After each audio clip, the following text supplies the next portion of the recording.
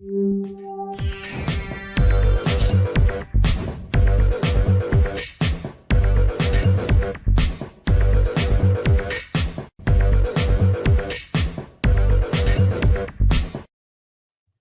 everybody, welcome to the show. You know where you are, the 9 at 9 with me, Tigo. And you know I love bringing in experts. You know I do. And I love bringing Katherine Sellery here because she's kind of our parenting, family, village, just helps us answer those questions, especially me with my grandkids. You know, the one that's almost 3 that tells me no almost 24 hours a day. Yeah, she's that person. So today we're going to talk about, why don't our kids listen? Sit right there. We'll be right back.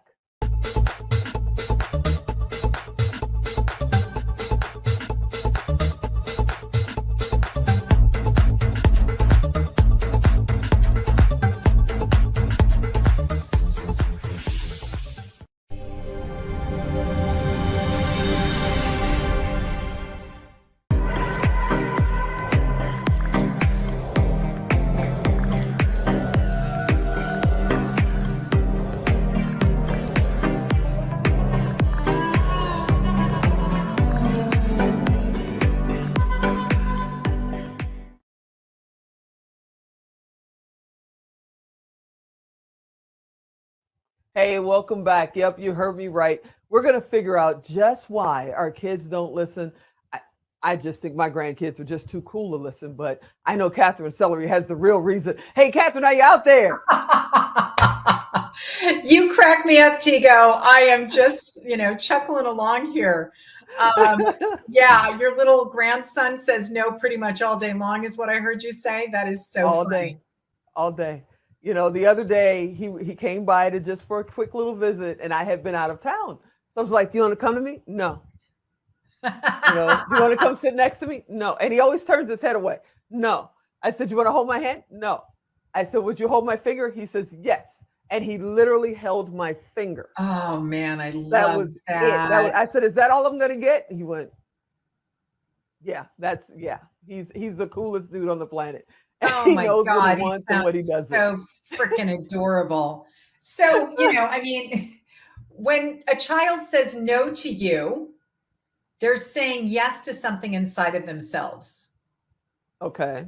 So, no to you is yes to something inside of themselves. Sometimes it's around this issue called control. Okay. I totally see that. I see right? that.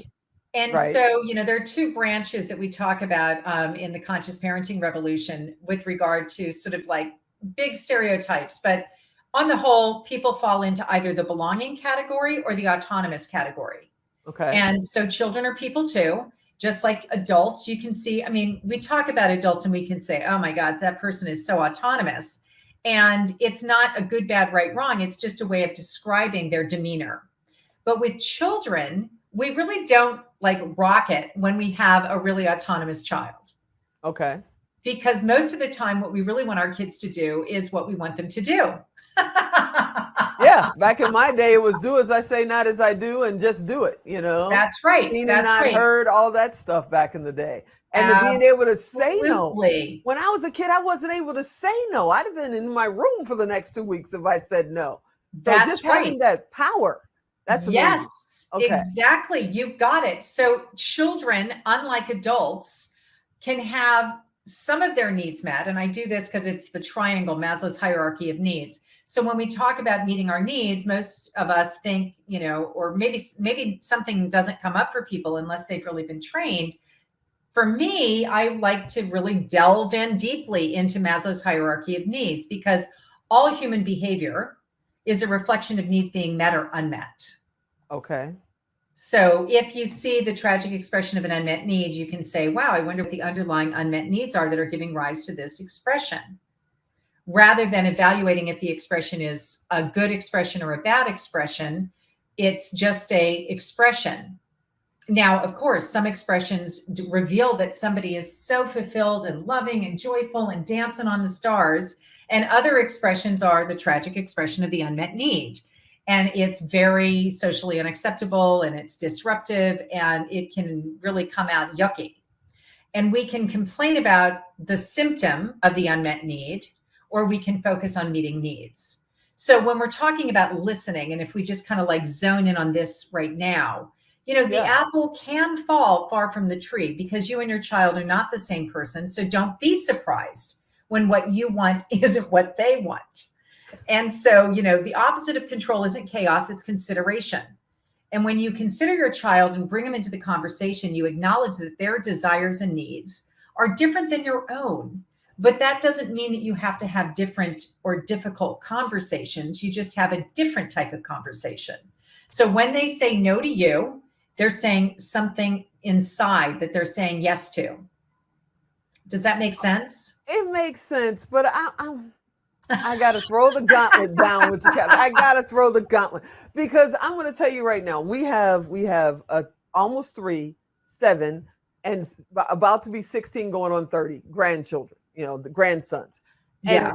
And the youngest, I truly believe he loves no because he loves seeing the reaction of everybody because he'll look up at you to just kind of see if you're going to react. And I don't care what it is. You could say to my oldest grandson, it's morning. He's going to say it's night. You could tell him it's a great idea. He'll think it's an awful idea. It's just, it seems that because he's a teenager, no matter what we come out with, he's going to be on the opposite side of it. So what is that? Well, okay, let's talk about that. So when I hear you say that, I think to myself, well, is it rebellious? Is it retaliation? Is it a form of resistance? Is it any one of the 3 R's? It's probably all of them. Right. So the 3 R's account for 75% of our behavioral disruptions. So 75% of the times, the things that the adults are upset about fall into those 3 categories. So Thomas Gordon, who was nominated for the Nobel Peace Prize 3 times around this research around the 3 R's. So retaliation, rebellion, and resistance. And we know that the 3 R's are activated by a controlling form of discipline. Okay. So we're back to kind of where we started a few minutes ago. So, this idea of parents who are making the mistake to try to control their child in some way, what happens is that the child doesn't want to be controlled, regardless of what their age is. In fact, I don't think anybody wants to be controlled.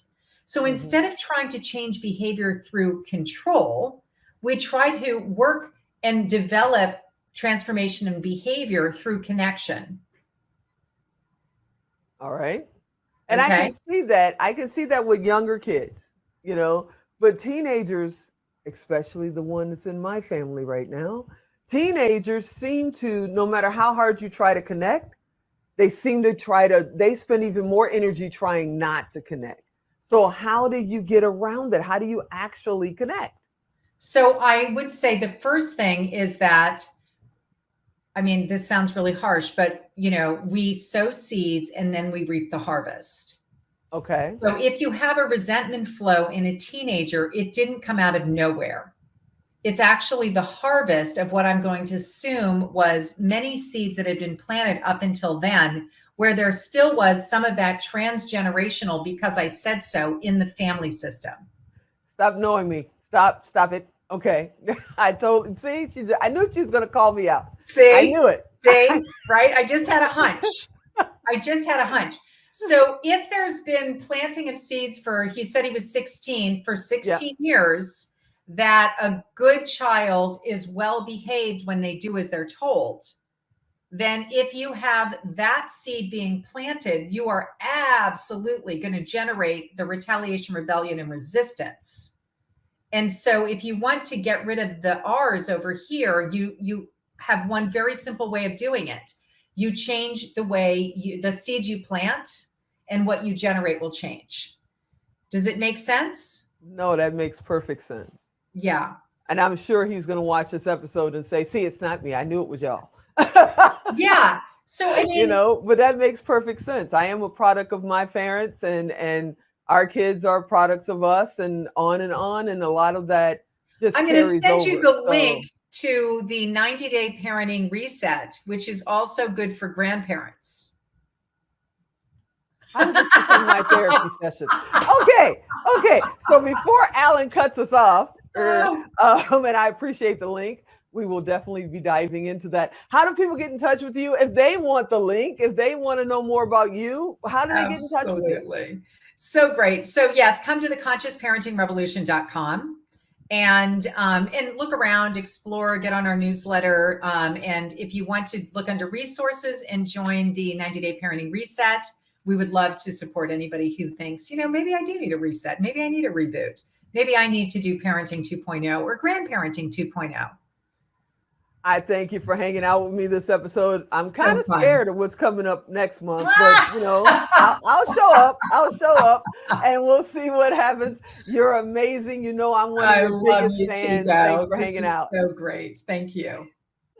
All right, everybody. I got to go get my link, so you got to go get yours. ConsciousParentingRevolution.com, or go to Tigo Direct and look up Katherine. But yeah, somehow I knew she was going to spin that round and put it right back in my lap. Okay, so I hope you enjoyed this episode. I hope you'll come back next time. And as always, I'm Tigo. I'll talk to you next time.